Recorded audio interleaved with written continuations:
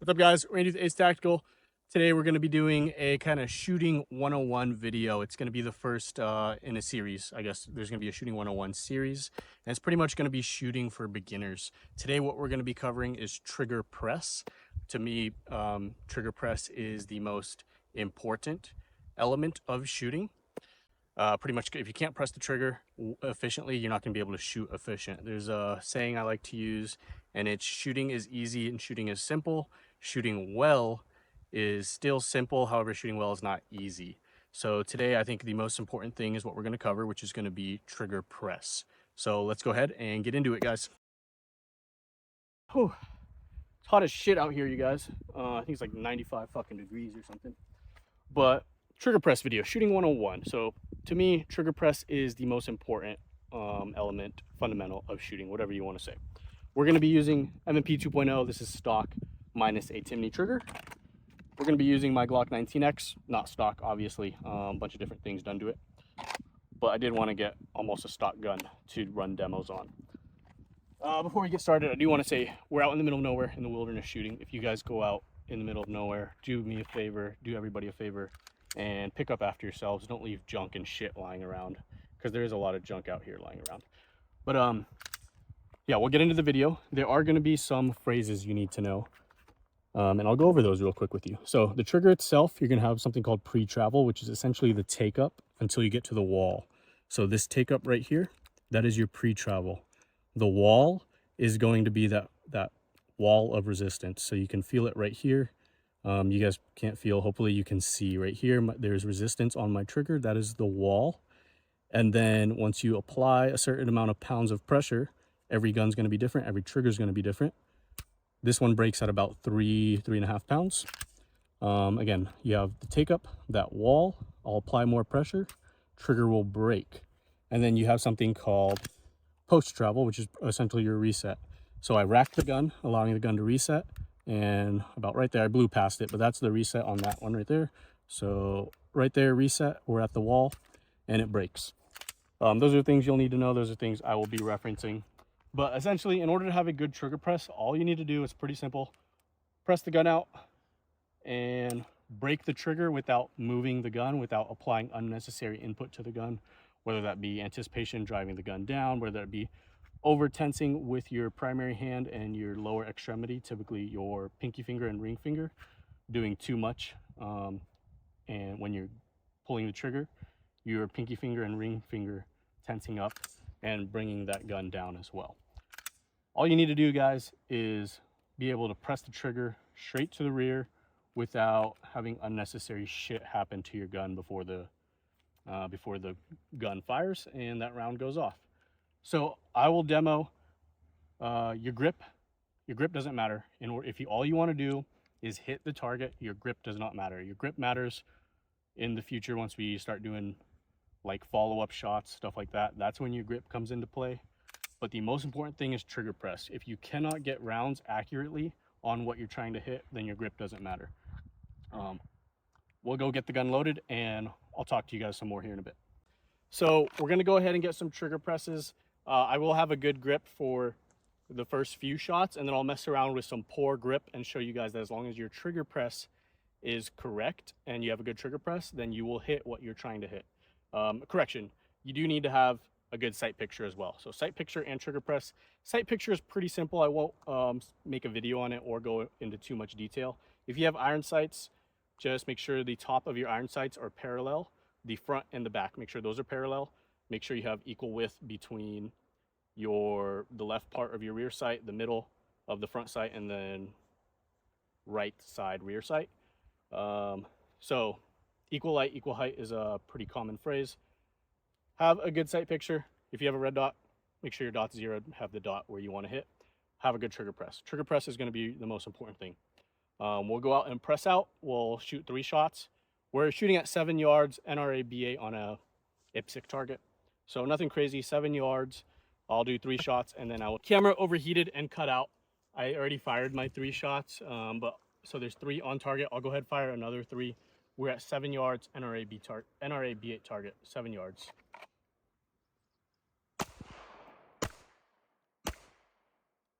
So we'll come over here.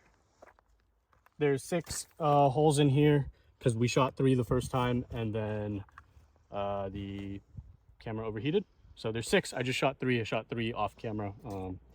But trigger press, essentially, that was a good grip, good trigger press. Now I will go ahead and I'll do a bad grip with still a good trigger press, and we should be within that 10 ring still.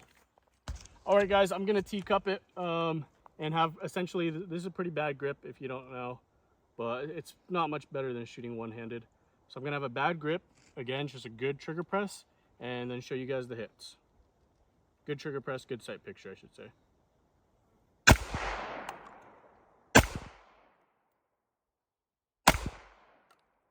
Okay, we'll go ahead, look at the hits.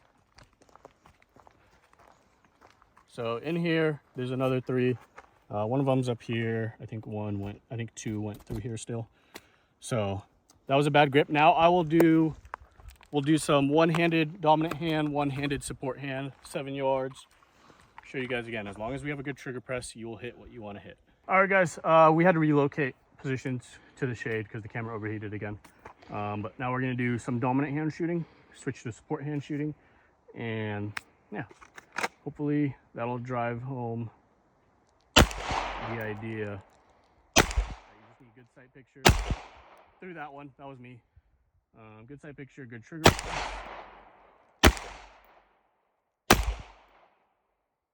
Okay, so through definitely 2 of those was me. Just sight picture, but sight picture issue. Otherwise, as long as the sight's hovering around here, you have a good clean trigger break, then it should hit what you want to hit. This was my support hand, that was my dominant hand. That was just gun wobbling too much, broke the trigger at the wrong spot. So we'll do some different variations of shooting just to show that your sight picture doesn't matter as much as long as it's generally on target. Your grip doesn't matter as long as it's generally on target, and your trigger press is good. So we'll do some gangster style shooting, align my sights, and it's just sight picture right now is kind of difficult. Never shot like this, to be honest with you, but we'll go ahead and break it there. We're out. We'll do some upside down shooting, get a good sight picture. Again, sight picture is going to be the issue here, but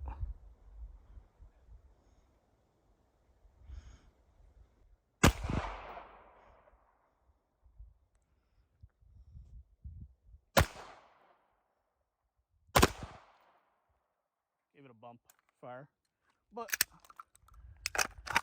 yeah, as you can see down here, that was the bump when I was shooting it upside down. But generally, we're all in the area, 7 yards. As long as you have a good smooth press to the rear and you're not doing anything weird. So once that gun breaks, as long as the trigger breaks and you're not applying unnecessary input into the gun, typically it's going to be driving the gun down due to anticipation or over gripping. So if you just have a good smooth trigger press to the rear, and your sights are generally aligned, you'll hit what you're trying to hit. All right, guys, one more thing about trigger press that I forgot to mention, just because it goes over my head every time, but this is something that's good to cover. I know a lot of people will probably ask about it, and it's going to be your finger positioning on the trigger. You'll hear a lot of people say if your finger's in too deep, you're going to pull the gun to the right. If your finger's too shallow, you're going to push the gun off to the left. So what that's going to look like is if your finger's too shallow, you'll end up pushing the gun, and if your finger's too deep, you'll end up pulling the gun and drifting shots laterally, either left or right. The reason why I forget about this and it goes over my head is because yes, those are true sentiments, but they're slightly exaggerated in my opinion. Most people understand how to pull the trigger, and majority of your issues with your trigger press is going to come not from your ability to pull the trigger, but your anticipation, or your lower extremity fingers tensing up. I can't tell you where to position your finger on the pad of the trigger because everyone's hands are different and triggers are going to be different. Ergonomics of guns are going to be different. So where I place my finger on the trigger might be different than where you guys place your finger on the trigger. The most important thing to remember is you need to be able to pull the trigger straight back to the rear. Essentially, when I'm presented out, I need to be able to pull it into my forearm, or just imagine straight back. So this gun is clear, by the way. If I present out, I just need to be able to press the trigger straight to the rear without moving the gun, whether that's left, right, up, down. Up because you're healing with the palm, or down because either, again, you're anticipating the shot or you're tensing up too much with your lower extremity fingers. And then left, right, really, I don't see much people struggle with that left, right, having your finger too deep, too shallow. Just find out where it's comfortable for you to have a good straight to the rear trigger press. And I promise you, as long as you are not applying extra input and influencing the gun, as long as your sights are generally on target, you will hit what you want to hit. All right, guys, so by now, hopefully you saw that as long as you have a good trigger press and your sights are somewhere near where you want to hit, you'll hit what you want to hit. The next part of trigger press is going to be resetting the trigger and getting your gun prepped for follow-up shots. So what we don't want to do is, so gun's prepped, we pull the trigger, gun does its thing, cycling through, and then we keep the trigger pinned to the rear, and then we reset and then pull the trigger. We do not want to do that. As soon as we break that trigger, gun does its thing, we want to come off the trigger and try to meet it at the wall. We don't want to pin it to the rear. We don't want to blow off and completely come off the trigger. We don't want to do either of those. I would prefer, once you're practicing and you're getting used to figuring out where the wall is on your reset, I would prefer if you came off all the way and blew past rather than pinning to the rear. Old days in the military, or in the Army, I can't really speak on other branches, but old days in the Army, they'll teach you pin your trigger to the rear, let it reset, and then break the shot again. We don't want to do that. It's building bad habits. It's lowest common denominator teaching right there. We do not want to do that. Let the gun cycle, meet the gun at the wall, and then break the trigger. If we're pinning the trigger to the rear, letting the gun do its thing, and then resetting, we're wasting time. We can meet the gun at the wall, let it do its thing, and then break the trigger for those follow-up shots. I'll go ahead and run some demos. All right, guys, so I'll demo it pinning the trigger to the rear, and I'll demo blowing completely past the reset. So I'll demo what you don't want to do first. So I pin the trigger to the rear. We don't want to do that. And then I come back, pin the trigger to the rear. We don't want to do that. And we don't want to do this. Pull the trigger. I completely come off the trigger. What we want to do is meet the trigger at the wall so we can break it every time. I'll go ahead and shoot. I'm just going to shoot into the berm so the camera guy can kind of see what the gun's doing, but I'm just going to shoot off into the berm right now. And this is what we don't want to do. Let me see how many rounds we have.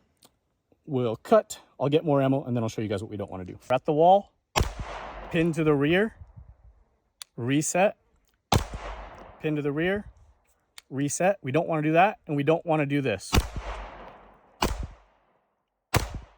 Coming completely off, we don't want to do that either. We want to. So hopefully you guys were able to see, but I'm breaking the trigger, and I have a lot of rounds through this gun. I know where the wall is, so once the gun goes through its cycling motion and does its thing, I know where the wall is going to be and where my finger needs to meet the trigger. So some things you can do on your own to work on the trigger fundamentals is going to be dry fire, obviously. However, dry fire only works to an extent because you know the gun is empty. So you know there's going to be no recoil. So usually I see people dry fire and they have a good trigger press every time because they're not anticipating any recoil coming back. So they don't have to apply that counteractive force. So what you can do, get with a buddy at the range, have them load a mag for you, or if you're going to go to the range by yourself, load a mag a couple nights ahead, throw dummy rounds in there, and then just shoot with dummy rounds. And when you get that dummy round and you break the trigger and you notice you're applying excess input into the gun, then you're doing something wrong and you got to fix that. So that's for that initial trigger press. Just make sure you have a smooth trigger press to the rear. That's something you can do. If you have a buddy, you can do what I like to do is I have my buddy take a magazine and they either put a round in it or they put a dummy round in it. They chamber it into the gun. They put it in my holster. I don't pay attention. And then I just draw and I shoot, and either the gun goes off or it's a dummy round, and I see if I have excess input or not. Another thing you can do is going to be, so this is, you're going to want a buddy for this as well. Have essentially a full magazine in the gun.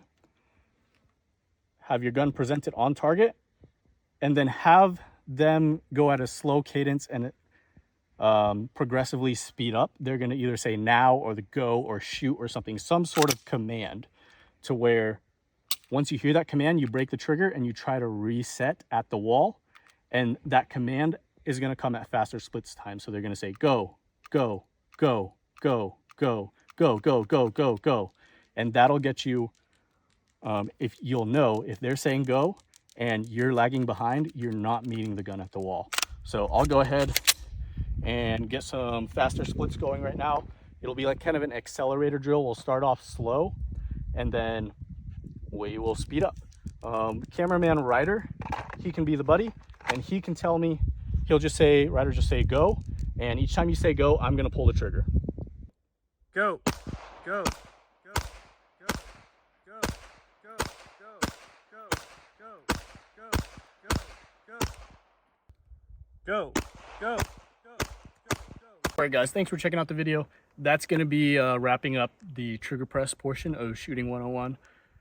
Let me know what you guys think. If you guys have any questions, comments, anything like that, I like responding to you guys in the comments below. Stay tuned for future stuff. Next, we're going to go, I'm not going to do sight picture. I think sight picture is pretty self-explanatory, pretty simple. The next thing we'll do is probably grip and stance. And then we'll start moving into more intermediate stuff like doing reloads, draw, stuff like that. But I think as long as you have a good trigger press and then you incorporate a good grip stance, those two things together will get you a long ways as far as beginner shooting. So that's all I got for you guys. Thanks for checking out the channel. Stay tuned for more stuff. Do me a favor, hit the like and subscribe button.